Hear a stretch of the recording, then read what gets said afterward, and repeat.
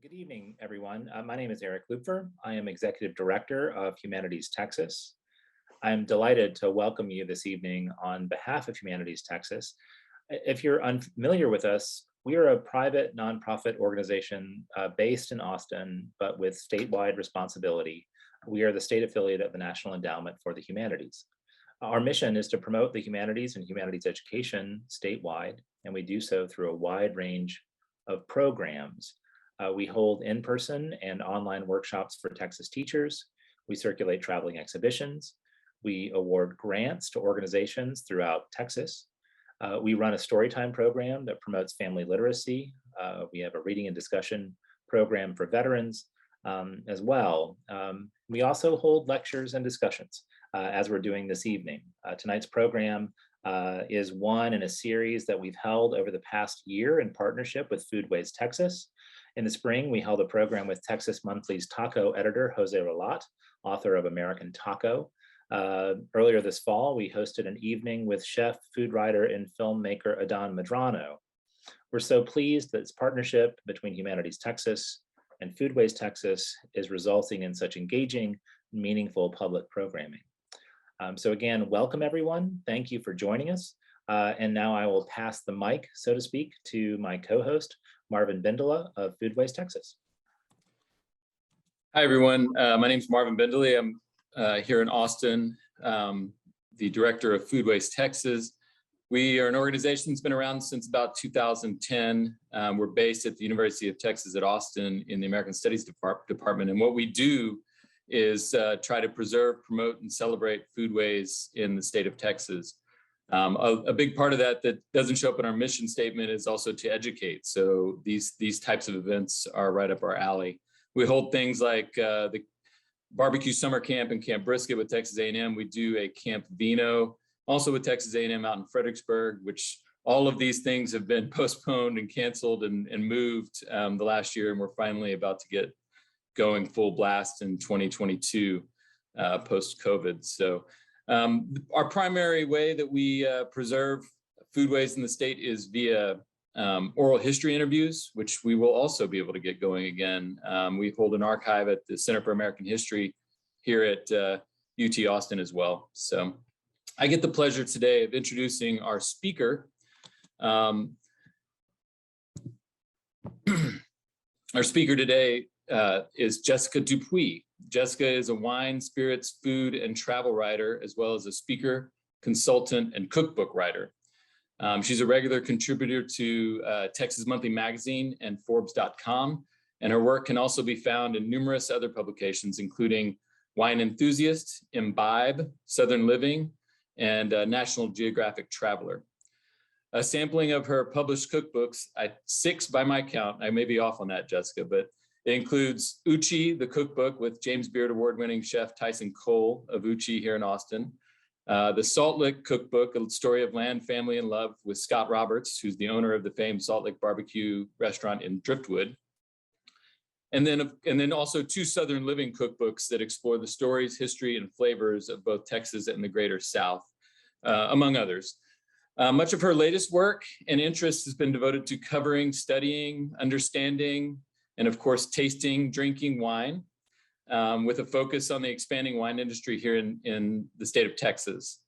To that end, she is now a certified sommelier, a certified specialist of wine and spirits, and a level 4 diploma candidate for the Wine and Spirits Educational Trust, none of which I'm fairly certain she had when I first met her 10 years ago. Her latest book, The Wines of Southwest U.S.A., covers the emerging American wine regions in Texas, New Mexico, Arizona, and Colorado. So we're honored to have with us today, as you can see, one of the few experts on Texas wines and the Texas wine industry. There's others out there, but there's not very many, and we're really, really grateful that Jessica is able to join us today. Jessica, thank you for joining us for this discussion, and I'm going to turn the screen over to you. Thank you so much, Marvin, and Eric as well. I just have to plug Foodways Texas for a second because I think that it's important to note that the Vino, the Fredericksburg kind of symposium that they do, the Texas Beano thing, is super fun, and you should check that out as soon as those are back online. And I have had a chance to check out the barbecue camp, which is also pretty amazing. So if any of you guys are like to get geeky about smoking meats, this is something you should definitely try to check out. Can I insert one thing real quick? We Yes. are getting, so Camp Vino, and you're going to have to join us, Jessica, as usual. Of course, but, yes. We're working on that for February is probably when that's going to happen. So we got to work with A&M on that. So anybody that's interested, you'll be able to eventually find that on our website. Sorry to interrupt. No, it's great. No worries at all. I should probably give a little background as to why in the world I am considered a Texas wine expert. As Marvin mentioned, I do have all these different certifications. I do write for different publications. One of the main ones that I've written for gosh, more than a decade is Texas Monthly. And that started out with, originally I was writing about food for them. And one of the assignments I got from my editor was, hey, listen, we don't really cover Texas wine, or we haven't really covered it that much. Would you be willing to go out and see if there's a story there? Is there something that we should be talking about? Is Texas wine that good? Should we be giving it a chance? You know, all of those questions. And so I was super excited because this was definitely more than a decade ago, but I'm not going to date myself. So it was super fun to kind of get on the trail, so to speak, and get out there and start to meet the players in the Texas wine game. However, I quickly realized that it's not going to help anyone if I start writing about Texas wine without actually knowing about the world of wine. So that's why I started doing certifications. And I, as like a consummate academic, I just kept going. But what that's done is really, in my opinion, helped Texas wine because it's given me a great understanding of what to expect from certain grapes from around the world and understand the history and to geek out a little bit, the soils, the climate, all of those things that are important in terms of what ends up in the bottle of wine that you might be drinking. So speaking of which, before we get too deep, I hope everyone has a glass. I do myself. I'll talk about what it is in just a little bit, but it is evening, so please enjoy a glass while I speak tonight. Anyway, so that started this journey. And what is great is not only are there really some amazing stories from Texas producers, those that have started from the beginning as kind of pioneers of the modern Texas wine industry, but then also some of the next generation, the folks that are kind of jumping in and younger in their career and wanting to make this a life work. So it's been fun. It's been a fun journey for myself selfishly because I've seen an evolution that, in my opinion, this is the time to pay attention to Texas wine. We're in a good spot in terms of the quality being raised and the awareness of what we need to be doing in the vineyard and also in the winery to put out really great wines from Texas. So let me just back up a little bit and tell you some highlights of history. And the reason I say highlights is because Texas wine actually started in the late 1600s. So we've been technically making wine for many, many years. And I'm going to actually throw out a little quiz question for you guys. And it could be a trick question. It may not be. I don't know. But for the Q&A session, if anyone wants to start throwing things into the chat about which state in the entire country, in the entire United States, which state first had Vitis vinifera planted, and Vitis vinifera being the kinds of grapes that were coming from Europe, the kinds of grapes that we're used to seeing in wines rather than like Mustang grapes or native grapes like that. So I'm talking about wine grapes that we're most familiar with. So if anyone wants to start taking a guess at that, I will reveal the answer in a little while. But I will start by saying that Texas did have their original plantings in the late 1600s, which is a long time ago, right? A lot of that is the result of obviously Spanish missionaries who were coming up through Mexico to kind of not only explore, but settle into the land north of where they were. And in doing so, they wanted to plant vineyards in order to have sacramental wine that they could make for the missions. So that kind of started. I'll be honest, I wouldn't say it exactly proliferated through the 1700s. There were a number of vineyards that were planted. There's evidence of that. However, if you've read much about Texas history, which we're not going to go through today, it was tough to get Texas situated into the state that it is right now, right? There's a lot of challenges in our history. And so even though that was kind of like the first plantings, it's not exactly a romantic story moving on from there. But I want to point out something that was important in the 1800s. So for our fans out there of wine in general, who may know a little bit about wine history in Europe, in the late 1800s, there was a big problem that happened in Europe. There was a tiny little root louse that started to get into the vines in southern France at first, and kind of in the Cognac region, and it spread throughout most of Europe, anything kind of connected to France. This root louse, which was called phylloxera, came unfortunately from America. It's native to America. And during the trade that was happening between the West and Europe, you had this root louse that was kind of coming on board as they were bringing back different native plants from America, different native, all sorts of things that they could research. This root louse traveled all the way over the ocean to European vineyards and unfortunately decimated them.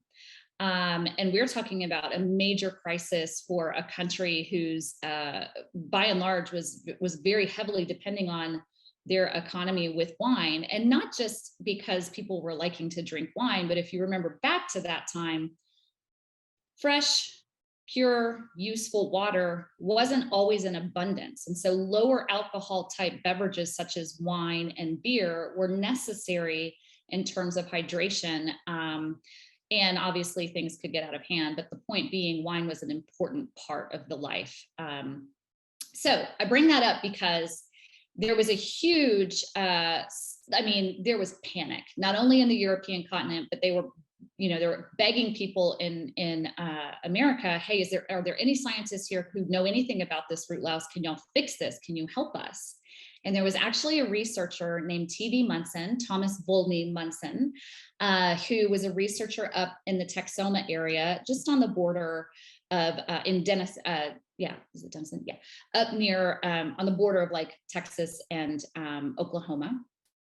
And he did a lot of cuttings all through Texas, but also specifically through the hill country from native grapes that were being grown.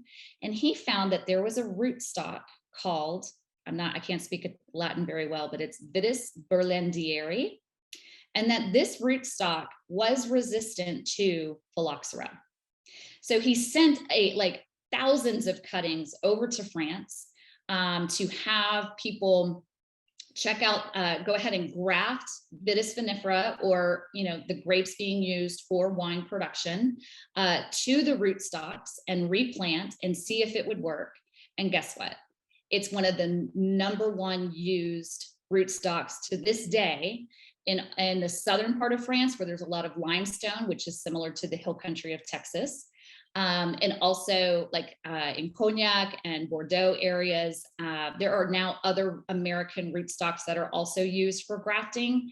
However, Munson was the first to solve the problem. So that's pretty cool. In a way, you can say that Texas saved French wine, if not the world of wine, because that research started to be very important in the next century. Understanding, where does phylloxera come? How do we prevent it? Is there another way? Things like that. So I like to really emphasize that in terms of history. That's a really shining point for Texas. And he was given the Legion of Merit in France, and I think was one of the first Americans to receive that. So that's pretty cool.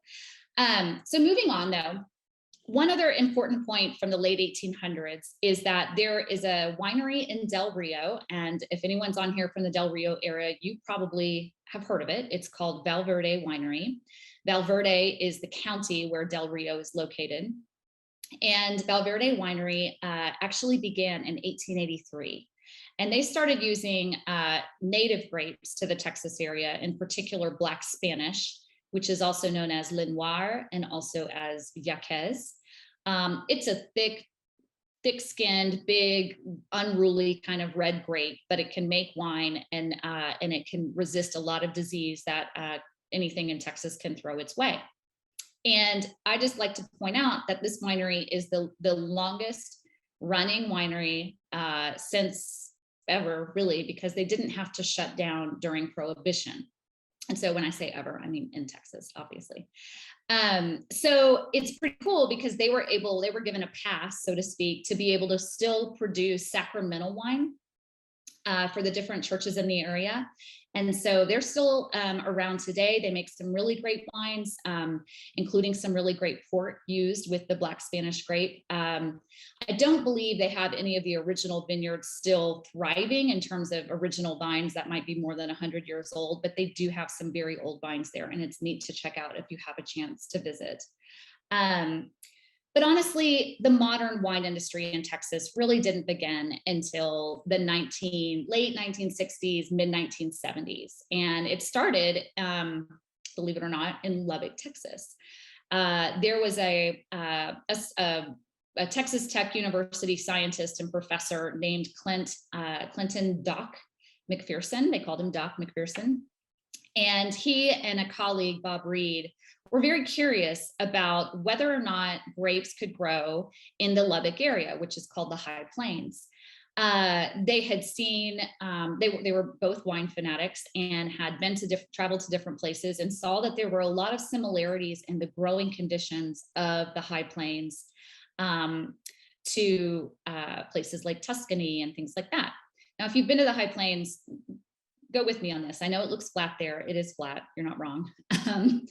But it looks like, yes, they grow cotton and they grow, peanuts and they grow soy, but what in the world would make them think they could grow grapes? The good news is Doc helped answer that question because he was able to plant over 140 varieties in a test vineyard. One of those varieties being Sangiovese, which is one of the most planted grapes in Italy, predominantly in Tuscany. And the vineyard survived. And some of the grapes that survived or did well were Sangiovese and some other warm climate grapes, which when I say that, I mean grapes that grow well in the warm parts of Italy, southern France, the warm parts of Spain, and so Portugal. And so he hit on something in the High Plains and decided he needed to start planting some more vineyard. Very close within that time, they launched what's called Llano Estacado Winery, which I'm sure some of you in Texas who are joining us have seen. I mean, it's on the retail shelves throughout the state. It's one of the larger wineries in the state, and they're very, very widely distributed. So they're still in production today. Doc was one of the founders of that. He removed himself from that years into it, but it's still very much thriving. And then further south in the hill country, you had a family, Ed and Susan Aller, who after going on a trip to France in order to study the Charolais cattle, because they were cattle ranchers, they stumbled into a few different wineries on kind of a side trip for some wine exploration, and decided that everything looked very similar to the hill country where they were visiting, and they wanted to try grapes as well. So in the hill country around Lake Buchanan, they started planting some Bordeaux varieties. And by Bordeaux varieties, I mean Cabernet Sauvignon, Cabernet Franc, Petit Verdot, Malbec, and then let's see, I said all the Merlot. And so they gave that a try. They also did some Chardonnay and Sauvignon Blanc, I think, and they had some success with that. There's little more disease pressure, and by that I mean you get more mildew here. You get other sorts of problems in the hill country than you do in the high plains because it's so dry in the high plains and much more humid in the hill country. But they started to see success, and they started to realize that perhaps they could also launch a label. And so they launched Fall Creek Vineyards, which is another producer that most people in Texas might be familiar with, even if they've just kind of started digging into Texas wine. And it's also important to recognize that down in the Bryan College Station area near Texas A&M, Paul and Meryl Bonarigo also had the same hunch and started to plant in that region, and have had great success. And they launched Messina Hop. So all of this is kind of happening in the in the 1970s. Through the 80s, you have small blips and everything of some other producers starting to rise or take curiosity and plant some grapes and try to make some wines. But it really isn't until the mid 90s and beyond that we start to see more and more people really trying to get into making a go of being full-on wine producers. At that time, by that time anyway, you've seen California explode. They kind of had their big heyday in the late 1970s, and everyone was kind of looking at California and kind of thinking, well, why can't we do it too? I mean, as Texans, we tend to be proud and think that we can do things just as well, if not better than most people. So the same happened with wine. And what's interesting is I mentioned Doc McPherson kind of being one of the first people to plant. And it's important to mention that his son, Kim McPherson, who's also based in the Lubbock area, kind of took on his father's torch and became a winemaker. He actually worked at Llano Estacado Winery for a number of years, Caprock Winery for a number of years, which is now called English Newsom. And then he also launched his own label. So if you've ever seen McPherson Cellars, which is also widely distributed in Texas, then that is kind of an extension of the next generation of Texas producers in the state. And I would venture to say that McPherson Cellars is one of the top producers as well. So it kind of helps that his legacy is not only historically sound, but also sound in overall quality and production. So that's kind of a brief, quick history of some of the key players that kind of help things get rolling. We obviously have a lot more going on now. If you are from Texas and listening to this, you may or may not be surprised to know that we technically have over about 450 permitted wineries in the entire state of Texas. That's a lot. It's a lot. Trust me, as I've been covering it for more than 10 years, it's a lot to try to keep track of. I should mention that doesn't necessarily mean that it's a wine producer in the same way that McPherson Cellars is, or Llano Estacado or Fall Creek. A permitted winery in the state of Texas also includes things such as, when you drive by a strip mall on a street and there is a place called something like Water to Wine, and you can go in there and they've got a number of different wines in tank that you can blend yourself and make your own label. And it's some things that people might do for a bridal shower or something like that. So it's not necessarily Texas wine that's being made by grapes being harvested and all of those things. It has to be labeled a winery based on the regulations in Texas. So those count as some of those 450 wineries in the state. So I like to use that as a number for, giving you a benchmark, but at the same time, it's not necessarily what we might consider the kind of thing that is the winery that you might see in Napa, that kind of thing. So I think that it's important to note a little bit, we're going to kind of move on from geography and talk a little bit more about, move on from history and talk a little about geography.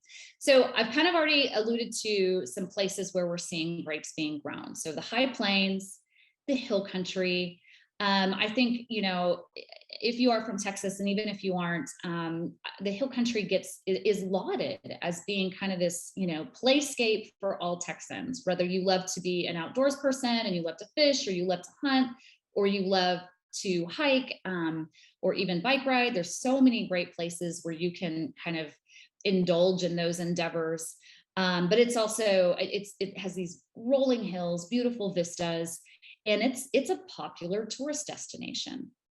It's also popular for wine. And if you've ever been here, you know that, some of the main highways, such as Highway 290, which is going from Austin, it's a much longer than this, but just to give you a shortcut here, from Austin all the way to Fredericksburg, for instance, there are over 60 wineries, kind of littered around 290. And it's kind of hard to know where to go to because there's so many things. If you've ever been to Napa Valley and driven along their Highway 29, you know the same. There's a lot to choose from. And a lot of times it's hard to know where to spend your time. I say that because the Hill Country really is the #1 destination, certainly in the state of Texas, for wine tourism. But it's actually not the #1 place in Texas for actual wine growing. And by that, I mean just vineyards. So in the state of Texas, we have about 6,000 vineyard acres planted. And I would say, and I don't have to say it, there's actually evidence to show this, about 2/3 of that acreage is in the high plains. So where Doc McPherson originally planted, all around Lubbock, near Brownfield, there's Meadow, there's all in that area. Terry County is kind of where you're seeing the majority of the grapes in Texas being planted. They're estimating probably over about 4,000 acres are planted up there. By comparison, the Hill Country has about 1,000. And that's starting to change. More and more people are very curious about what really the Hill Country can do in terms of growing quality grapes. But as I mentioned a little bit earlier, because of the humidity down in the Hill Country, there's more disease pressure. So mildew's hard to fight. If you have to keep spraying your vines all the time, it can get exhausting. And if we get hard rains and everything like that, it's very hard to get into the vineyards to help fight the disease that's coming in, the mildews and things like that, the fungus. So why 2/3 of the vineyards in the high plains? Why are they planting them there? The reason is because, and I'm going to give you a little bit of geology here, but the reason is because, as I mentioned, it is drier, but it's also higher. So if you think about, or if you've ever seen pictures of the high plains or have been to the high plains, it really is flat. You can't see a rise for miles.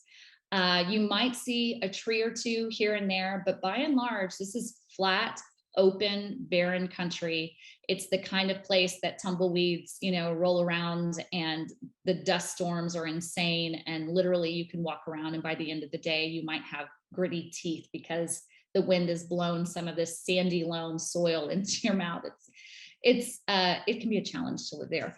However, if you spend some time there, it's actually very beautiful. There's more sky in the high plains than in many places I've ever been to. It is a beautiful place.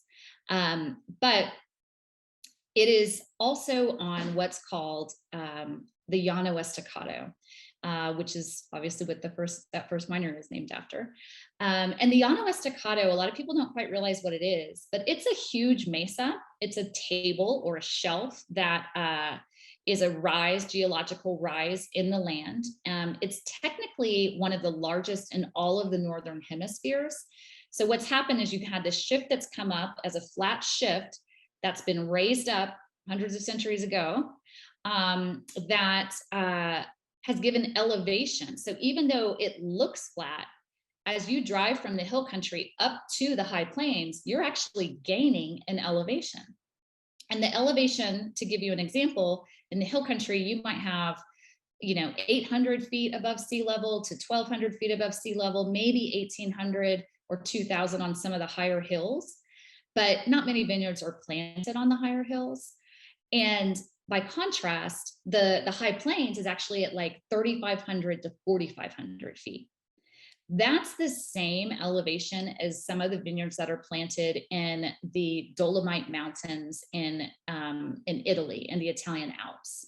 They like to talk about their grapes, for instance, as being high elevation grapes at about 1,000 meters. Well, 1,000 meters is about 3,500 feet. So it's kind of interesting an overall contrast and comparison there. Why does elevation matter in grape growing?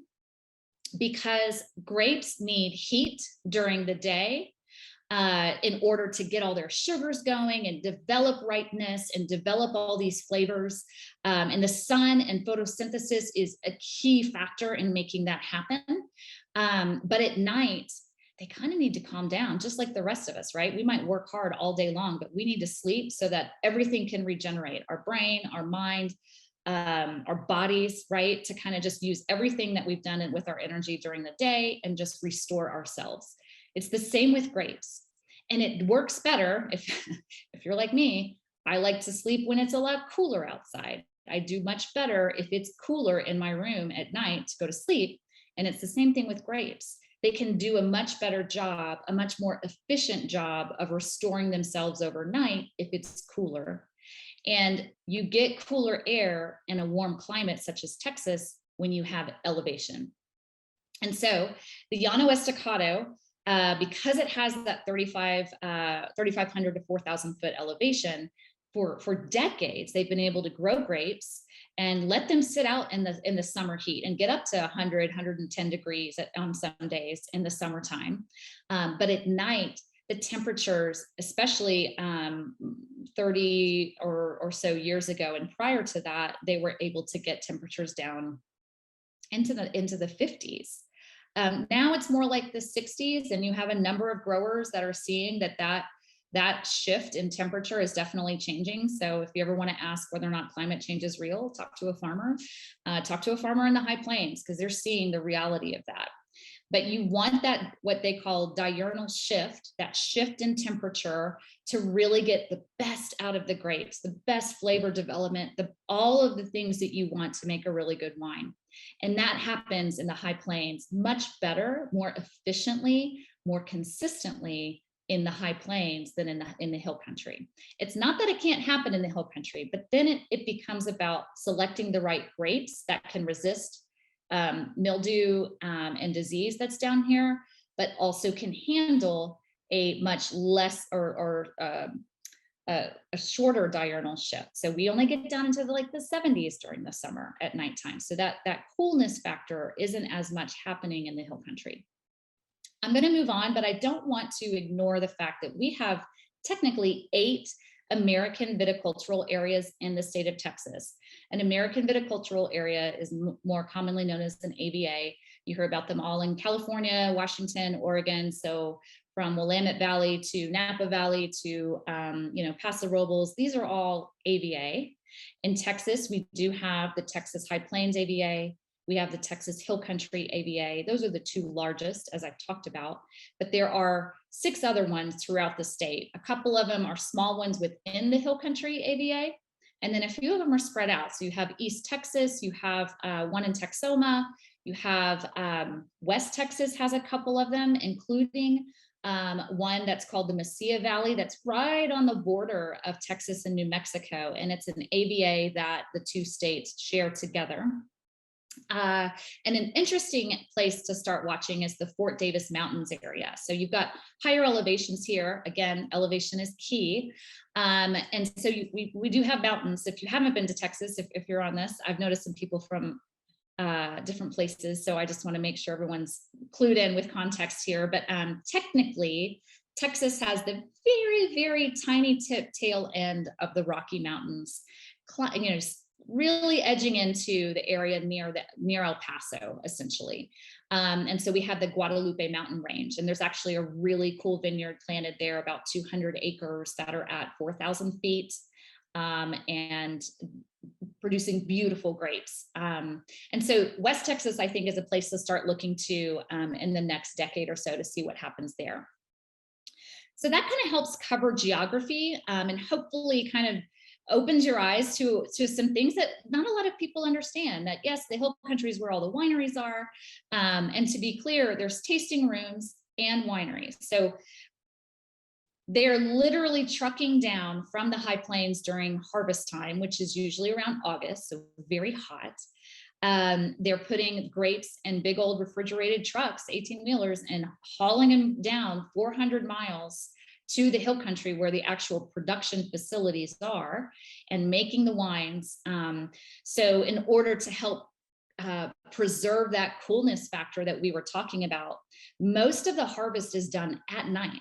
So they'll wait until the sun sets, they'll wait even a couple hours after that and make sure that temperatures have gotten down so that the grapes are really at their coolest part of the day. Then they harvest and hope to get harvest done before, the sun starts to rise, because that's when that heat starts to break. And they truck them down and get them to whichever winery has purchased that fruit. It means a couple of things. One, a lot of travel for those grapes. Two, you're dealing with wineries whose winemaker might be living and working in the hill country, but is obviously buying grapes from a place very far away from them. And so they're relying on growers. And this is one of my favorite pieces of the story of Texas wine. And that's the fact that you have traditionally tons of farmers in the high plains. You have people that for generations have been doing row crops. So as I mentioned, cotton, peanuts, soy, things like that. And they started to realize something, especially in some of the more recent drought years that we've had in previous decades, that, they are really, really suffering when we have these droughts. And it's particularly difficult because the high plains sits on the very tail end of what's called the Ogallala Aquifer, which hails and originates all the way up in Nebraska. And so when droughts are happening, it's really difficult for irrigation and things like that on crops that like cotton and peanuts that are very, very heavily dependent on water. So many of these growers, farmers, started to hear about Texas grapes and started to hear about wine in the 1990s. And a number of wineries started to convince them, like, listen, would you be willing to just plant X number of acres of grapes and I'll buy the grapes from you, but I know that you can grow them well here. I just want to still have my winery down in the hill country. And so now today you have, I don't want to give the full number because it's always changing, but we're talking hundreds of families that have transitioned, if not, maybe not fully, they're still doing some row cropping, but they've kind of diversified, if you'll go with me on that, and started growing grapes as well. And it has become kind of this next level of farming in the high plains. What's interesting with that too is that you've got these grape growers who originally started as farmers and understood the importance of pushing yield, getting high yields for cotton, high yields for peanuts. It's a little bit different when it comes to grape growing. You don't always want a really high yield because it means that the sugars and ripeness are having to be spread out among more grapes in one plant than concentrated into fewer grapes in one plant. So you need to strike that balance. So they get paid more if they actually have more quality grapes than quantity of grapes. So a lot of the farmers have had to kind of adjust the way that they farm and pushing less about yield and more about quality. So I don't want to get too geeky in this because we don't have a ton of time. I'm trying to give you a good overview here, but that's kind of the geographical kind of setting. So let's talk about actual grape varieties. I've kind of, alluded to things like warm climate varieties like Sangiovese, which is one of the grapes that Doc McPherson planted. And I know a lot of people might wonder, what are the most planted grapes in the state? And I'll be honest, the most planted red grape in the state of Texas still is Cabernet Sauvignon. If you want my opinion, it's not the grape that we should hang our hat on. We can grow it and we can have a stellar vintage of it, on level of certain, maybe not, cult Napa cabs, but good Napa cabs. But with the growing seasons that we have, with the climate that we have and the conditions that we have, we're not going to get that stellar vintage, but every 1 in 7 years, to be honest. And so the question for winemakers is, why put our financial investment into a grape that may not be our stellar producer every year? So you still have Cab Sauv planted, but a lot of times what producers are doing is using it as a little bit of a blending grape to help maybe strengthen some other grapes that they're using. So I'm going to go over a list of them real quick. I've mentioned Sangiovese. Sangiovese is the grape that you might be familiar with if you love Chianti or have heard of Brunello Montalcino or Vino Noble de Montepulciano. These are the star king grapes of the Tuscany region. If you like super Tuscans, you will see Sangiovese in the great majority of super Tuscans, but it's also typically blended with Merlot and Cabernet as well. Other grapes are, let's look at the south of France. If you like the Rhone Valley, some of the grapes that are doing amazingly well in Texas are Grenache, Syrah, Mourvedre, Carignan, Cinsault, and Cunoise is kind of a new one that's up and coming that people are really excited about. These are grapes, if you're a fan of like Châteauneuf-du-Pape or even just, classic little table wines like Côte de Rhône, that region is known and has built its entire legacy on blending red grapes together, okay? Rather than what we're used to seeing like in Napa, where it's like, this is Cab, this is Merlot. They're all about blending. The exception of Côte Rôtie, which is primarily all Syrah, but that's a whole different story, because if you've ever had Côte Rôtie, it should always just only be Syrah. It's amazing. Anyway, so they're used to doing that blend together, that bringing together of all these grapes, because some of them have strengths and some of them have weaknesses, but when you bring them together, you get these amazing wines. Châteauneuf-du-Pape as an appellation there being one of the great examples of that. Just iconic wines are coming from there. And guess what? Texas is doing amazingly well with these varieties also. So in fact, that's in the glass that I have tonight. This is a Carignan. It's not a blend. It's 100% Carignan from McPherson Cellars. And it's grown in the High Plains and is just an amazing wine. I will show you a couple of labels here in a second. I can't bring every label to the table, but I'll show you some of the producers that have been doing really well in just a few minutes. From a white wine standpoint, and I don't want to forget, other Italian grapes that you may not have heard of, but you should be looking for are grapes called Aglianico, Montepulciano. If you're familiar with a producer called Dukeman Family Wines, they've always kind of championed the Italian varieties like this, and they do amazingly well. And then let's not forget Spain. So Tempranillo is like the most planted grape in all of Spain. And with good reason. It's extremely adaptable. It does well in warm climates, and it grows like a weed. It's a strong growing variety. And so Texas has done really well with that. And then also some Portuguese varieties that everyone is really excited about. And that's, I'm going to say they're ones you probably never heard of, but there's Chazal, there is Touriga Nacional, Touriga Tentacao, and Alicante Boucher. These are grapes that are much more minor in a lot of areas of the overall wine world, but they are actually taking on really in an important way in Texas. And it's because if you've ever been to Portugal, it's a lot like Texas. Hot, dry, especially in the interior part away from the coast, limestone, craggy, lots of rolling hills. I mean, it's a perfect place for us to start emulating. And a lot of the producers are kind of figuring that out. I don't want to forget white wines, because we make, I'd venture to say almost the really good producers, we're almost making better white wines than we are red wines. That's a big statement, but we do make some really beautiful ones. So a Spanish variety we do well with is Albarino.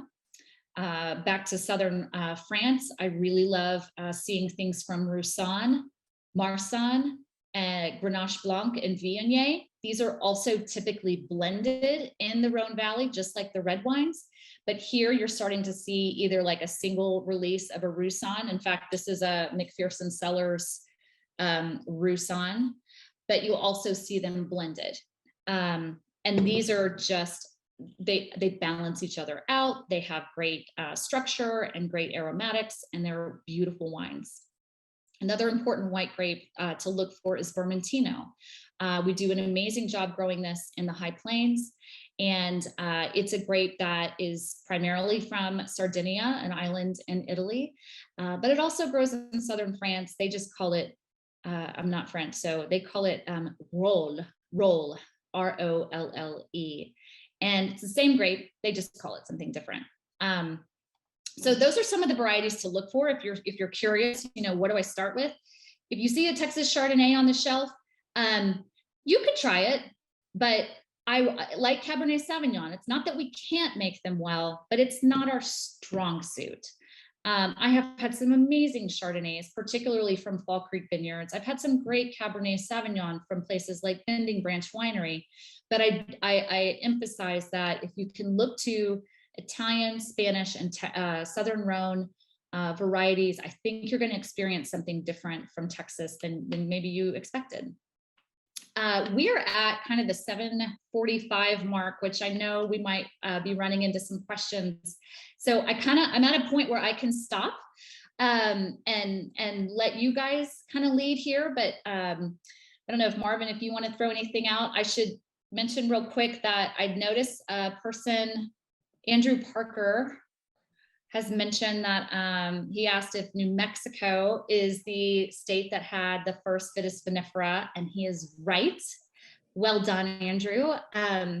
It actually, New Mexico, I mean, we're talking about the 1600s. We had no borders then, right? So let's, you know, it's all relative a little bit, but technically in 1629, they've been able to date back that the first Vitis vinifera was planted in New Mexico, close to the border of Texas, but it was definitely New Mexico. So good job.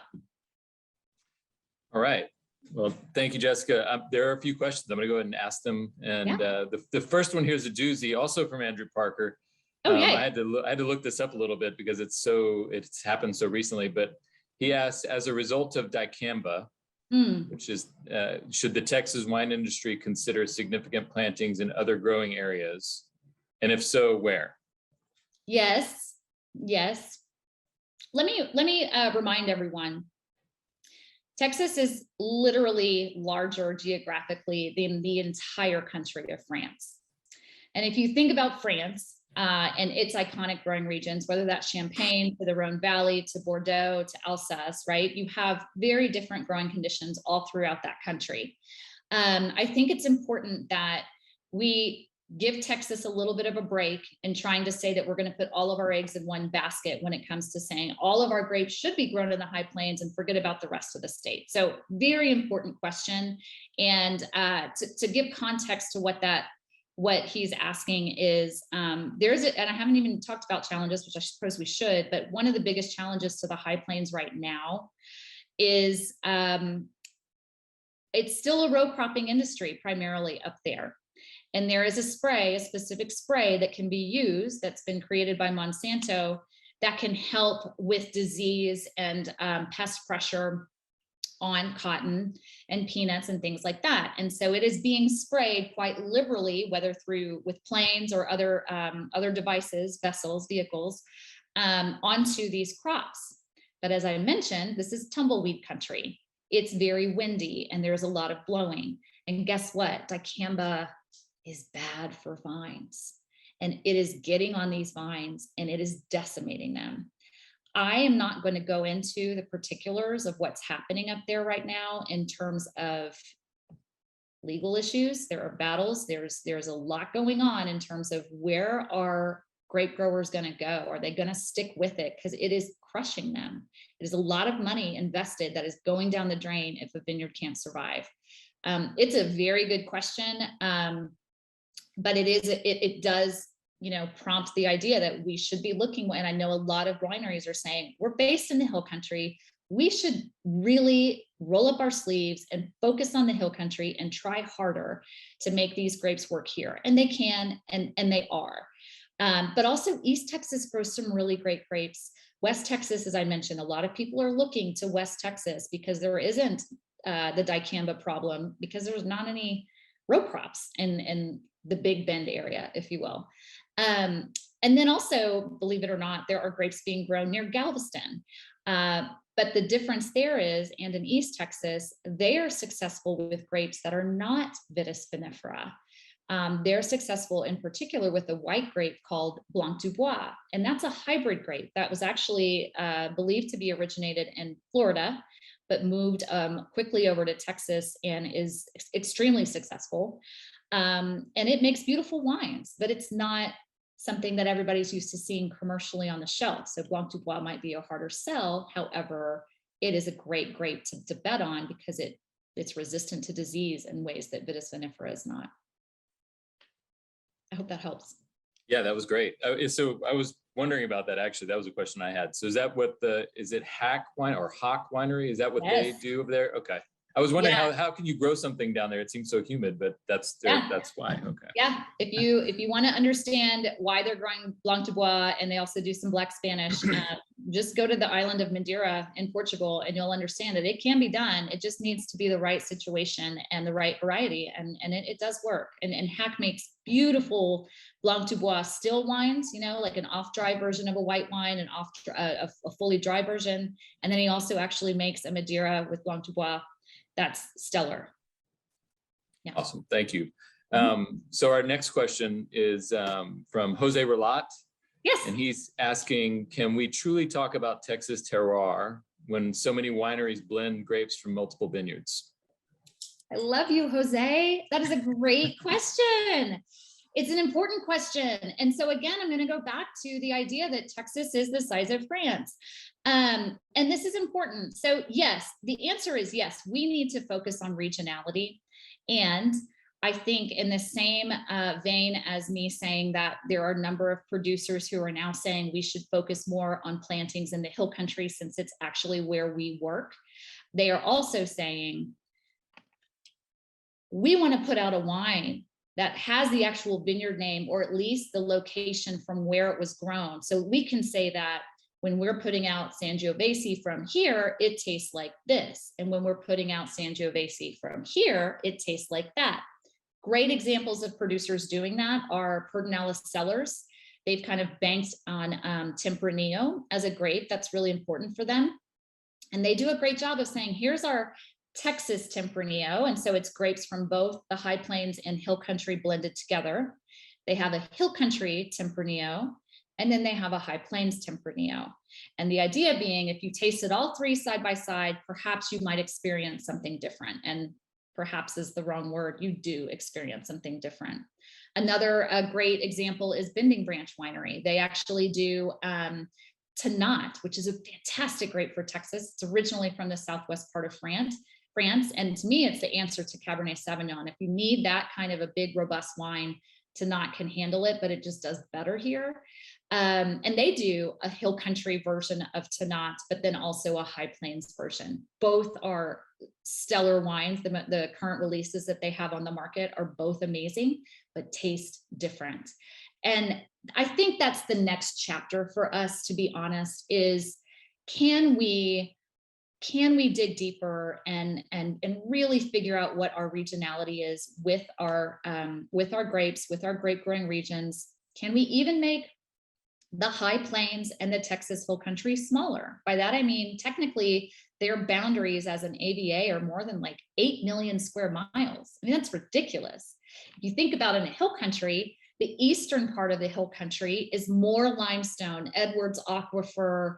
It's a little bit more humid because it's catching air coming up from the Gulf. Whereas if you hop over to the western side around Mason, you see sandstone, much less limestone, but sandstone, granite outcrops near Llano. And actually, because of the hills as a division there, you have windier, slightly drier conditions. That's a whole different growing area, if you ask me. And so there is work being done right now to say, let's break up the hill country more. Let's say on the eastern side, let's call it this, and then let's call the western side that, because quite honestly, the grapes and the resulting wines are different there as well. And the same thing's happening in the high plains. Okay, thank you, Jessica.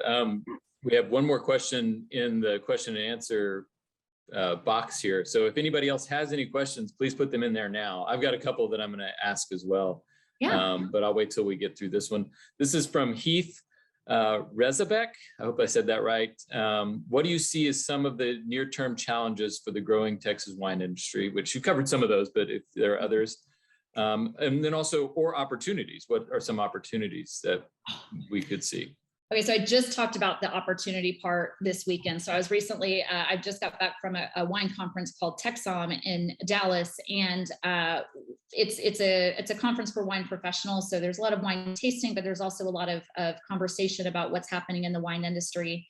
And this is not just for wine, but you'll understand when I say this, but supply chain right now is bad. I mean, it was gloom and doom when we were talking about how are we going to get French wine, French champagne in the next year to be on restaurant lists. And the truth is, you've got so many backed up in the whole shipping environment. And so it's bad.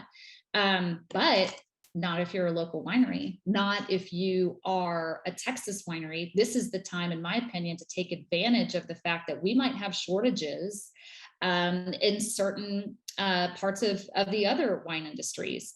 Granted, price on glass, price on cork, price on labels, which most of that's coming from Europe. That's still going to be a problem. So be ready not only to see maybe potentially higher priced wines, but food and so many other things. It's construction, all of it.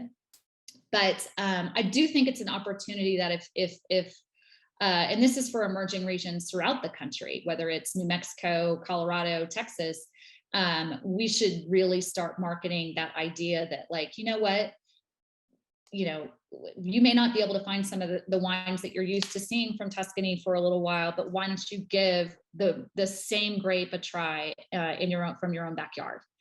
So I do think that's an opportunity. Challenges are many. We talked about dicamba. Let's talk about weather. Hail is a big problem in all of the growing regions for Texas. We tend to have it a lot in the late spring and early summer. And that's when the grapes are babies. They're just getting started. Or if it's in the spring, those little flowers are just starting to form grapes. If you get hit with hail, forget it. They're not coming back. And then spring frost is a problem.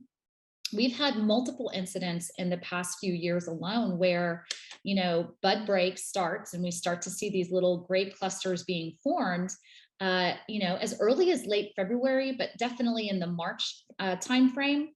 But then we'll have a spring frost in April. We'll have multiple spring frosts. We might even have a spring frost within the first week of May, which happened a few years ago. And if that happens, that decimates the harvest as well. More recently, for instance, in 2019, we had an early frost in October. So we had already gone through harvest, and you would think, great, like the grapes are gone. It didn't hurt the grapes from 2019. But the problem is with that plant, the grapevine knows after a certain amount of time from being harvested and after certain temperatures have hit a consistent level below a certain temperature, that it can start to go to sleep and that vine can go dormant, and it can survive pretty cold weather for a long time as long as it's officially dormant. But we had an early frost in October before they had gone dormant, and it completely obliterated the opportunity for it to come back to life in the spring of 2020 and have a good crop. So we've struggled with yield overall, being able to get grapes on the ground and get good fruit. But I think, again, the best producers are finding their way, finding ways to buy grapes from other parts of the state so that they can diversify their opportunity. And so that's an important part. The other key thing is perception in the market. So are Texans actually drinking Texas wine? Are they willing to give it a shot? As a journalist who's been covering this for a long time, I can say that I'm sorry, but I'm disappointed in Texans. I think they're not giving it enough of a shot. And I think that we have an opportunity to actually pay more attention to what's going on out there. There are plenty of opportunities to look at some of the wines that are being, touted as being good. And, not to toot my own horn, but Texas Monthly puts out lists all the time where we're saying, here are the wines to drink for the holidays. Here are the wines to drink for the summer, things like that. They're all Texas wines. And so we've got to start by Texans saying we're willing to drink our own stuff. And I think we'd be surprised at the benefit from that. The other way to do that is from the main influencers of wine, which is the restaurants and the retailers, saying we're willing to put our backs behind Texas wine and say, look, we're going to put this on, we're going to put some on our menus. We're going to put some on the shelves, and we're going to say, we would love to just give you a taste of this. Just give it a try. You don't have to buy a whole glass, but let's start having the conversation. So I think that's a challenge. And finally, we do have a number of wineries. As I mentioned, there's over 400 that are producing wines with grapes that are not from the state of Texas, or might blend in some grapes that are not from the state of Texas. And I think that's going to change, but if you go to Italy, you're not expecting to get a wine that might have some grapes from France in it. And that's because they have regulations that say that that's illegal to do. And I think Texas, we've fought some battles here legislatively in the past few years to start moving in that direction. Washington State, Oregon State, and California have much stricter rules and guidelines in terms of what you can blend into the wine. And that's the direction Texas, a lot of the top Texas producers are wanting to move towards. So hopefully that will begin to kind of evolve even more. Thank you, Jessica. So I don't see any other questions from the attendees, the audience, but I have a couple. Yeah. Eric, Kelsey, do we have a couple minutes still left, or do we need to stop?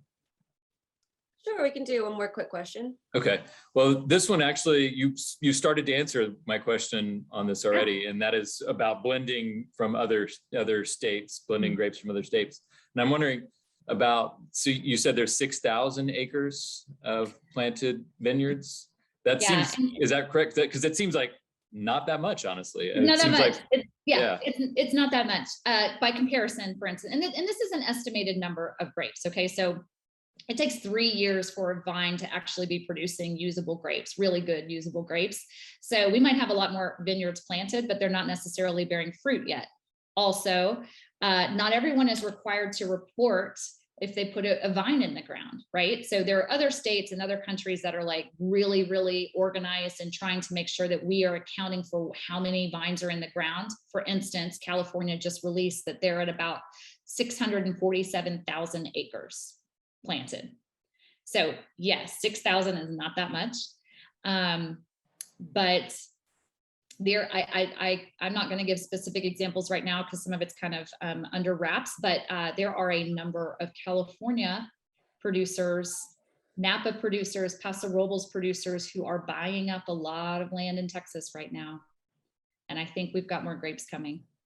Yeah, I mean, it seems like we have lots of room to grow. Right. So, yeah. Yeah, okay. It's good. It's exciting. One last question, and this is from me. I've started seeing on menus around Austin, and I'm assuming it's happening everywhere, natural wine. Oh, and yeah. So I tried to look it up, and it was confusing to even figure out if there's an actual definition of what a natural wine is. So hopefully you can shed some light. I will say France has put some regulations down on some of this, but not to a T. So do we have another 30 minutes? No, I don't want to do chemistry, but in many ways, you could say that all wine is natural in that it goes through fermentation and is put in a bottle. A lot of other things might happen between harvest and bottling. When people talk about natural, they're trying to say, I want very little, and in strictest sense, no intervention during the fermentation, aging, or even harvest process, so that what you get in the bottle is a true expression of the grape. By that, I mean things like this. Sulfur is something that is a natural preservative, okay? And it's something that is a natural byproduct of fermentation. So it's gonna come into your wine whether you add it or not. Most production of wine, traditionally, we're talking for over 100 years, has had the addition of some sulfur in order to make a bottle stable on the shelf. If you don't have it, it could go into a second fermentation. It could spoil, right? Why do we have, if you think about dried fruits, fun fact, there is more sulfites in dried fruits than there is in wine. There's more sulfites in white wine than there is in red wine. People are, there's two sides to this. You have producers in France and Italy who have made things in a low intervention way because they want to express the true terroir of the region and don't add anything to it. In America, in other parts of the new world, you're allowed to add all sorts of things. You can add tannin, you can add sugar, you can add coloring to make a wine look more concentrated, and you don't have to reveal that.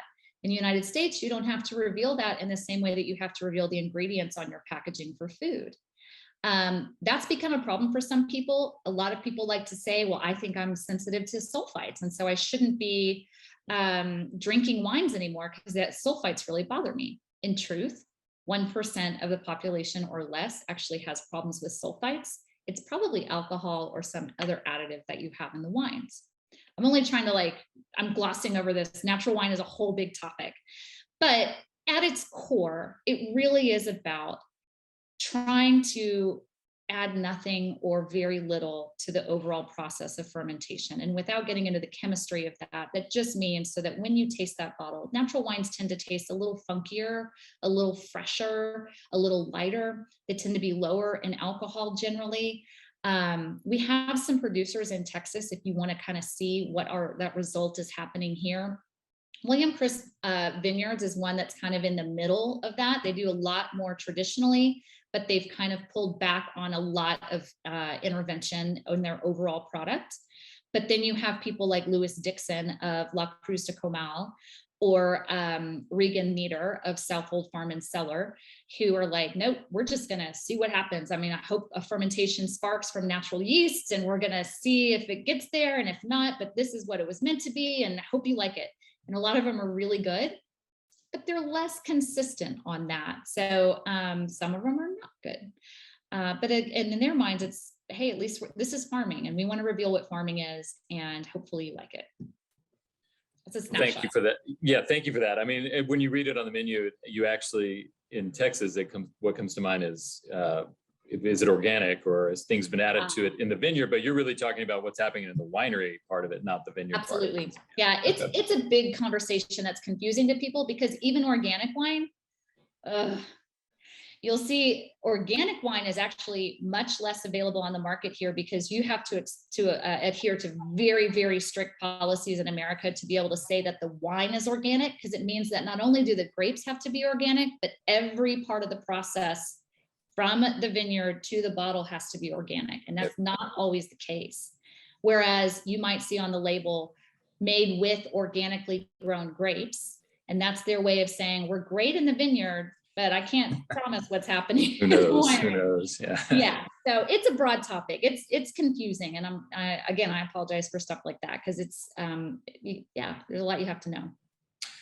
Well, I think we're out of time. Thank you for answering those questions, and thank you for the wonderful talk. If we could hear everybody in person, I know there would be a big round of applause going on right now. And for those of you that want to hear more, I'm going to talk Jessica into coming to Camp Vino the next time we do that. So hopefully in February. So come out to that if you can and see her there. But also check out, I know she's saying she doesn't want to toot her own horn. Read her articles if you want to drink some good wine in the state of Texas. Yes, so. I actually released a book this year called The Wines of the Southwest, which covers Texas, Arizona, New Mexico, and Colorado. So if you want to dig deep, this is the way to do it. And you could always go to my website, jessicadupuy.com, to find that. And I'm happy to send you a signed copy. Oh, thank you. I think Andrew Parker's read it. That's awesome. Thank you. Yes. Thank you all for joining us. Oh, go ahead. I'm sorry. Go ahead. I was just going to say, I want to say hi to Mary Margaret Pack. I see she's on there. She's awesome. Yeah. She's my heroes. And Jose, thank you for participating as well. You're awesome. Thank you all for participating. We appreciate you joining us tonight. And we'll be back in touch with the next program that we do with Humanities Texas very soon. Thank you. Thank you, guys. Have a good one.